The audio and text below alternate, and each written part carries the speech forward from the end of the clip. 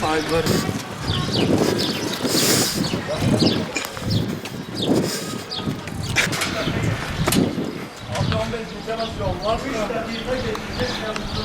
Orada konuşturuyor beni, okulumu söylemiyor, yalvarırım size ya. Abi orada konuşuyoruz. 3 dakika geç. Ya geç Allah aşkına, İstanbul'dan geldim sırf bunun için ya. Abi tamam bir söyleyin, İstanbul konuşturuyor beni 3 dakikada ben... Abla bir söyleyin yalvarırım, burada konuşturuyorlar beni ben. Tamam orada konuşuyorlar, benim okulum bu orada, ben sabahtan dil döküyorum orada. Bir söyle.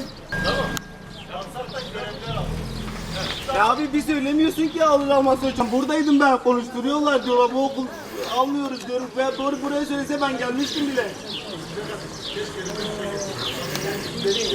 Abi anlamıyorum değil, konuşuyor çocuk burada bekliyordu.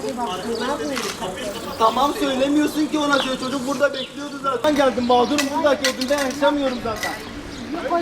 Abi önceden geldim. Her yerde okulu arıyorum. Abi 2 saat önceden okulu arıyorum her yerde. Kimse bilmiyor buradan neresi olduğunu. Ben sana diyorum ki erken gel. Koysanız bir şey olur. Abi ben buradaydım, burada. Ben bu 10 dakika buradayım. Hocam ben buradayım. Bunlar söylemiyor bu okulun burada olduğunu. 10 dakika. Bu buradakiler. Ben geldim, arabamı da öne park ettim. 10 dakikada buradayım. Zaten 5 dakikada dil döküyorum. Dinime, imanıma buradayım. Tamam, haklısın. İstanbul'dan geldim. Yemin Haklısın, ediyorum. olabilir. Yani emeğini biliyoruz. Yapacak hiçbir şeyimiz yok. Abi ama ben buradaydım. Burada sınav başladı. Ben İçeri adama mi girdin? içeri girmedim. Girdim. Dedi gel okul burası değil. Abi niye söylemiyorsun? Okulu gösteriyorum. İstanbul'sun. Bak şimdi ben... Geç kalmadım. Tam saatinde buradaydım. Hayır bak şimdi. Saat 9'da aldım. Abi 56'da buradaydım ben. 59'da 56'da buradaydım ben. Burada değildin. Buradaydım abi, bu okulun önünde. Ha bak şimdi bak. Ben hocalarıma, polis arkadaşlar ne dedim? 2 tane okulumuz var. Karıştırabilirler. Abi karıştırdılar işte, ben buradaydım Karıştırabilirler. saatinde burada olmasam. Abi İstanbul'dan geldim. işimi Anlıyorum, gücümü bıraktım. anlıyorum. Ama şöyle ben onda burada olsam kapıyı açmama şansı, ama 9.56'da ben buradayım. Bak biz ne yaptık?